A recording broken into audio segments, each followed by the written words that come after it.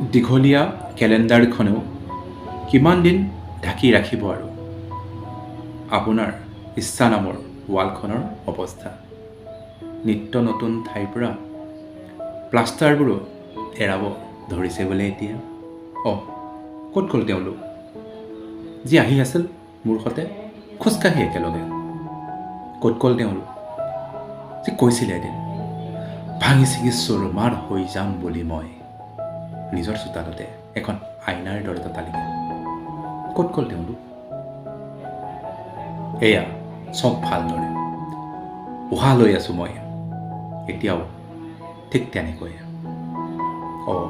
বিজয়ৰ উৎসৱ পাতিছে, পাতি লওক বাৰু আজি বাৰুকৈ, কাৰণ কাইলৈ আকৌ পৰাজিত হ'ব লাগিব মোৰ সতে ভালদৰে।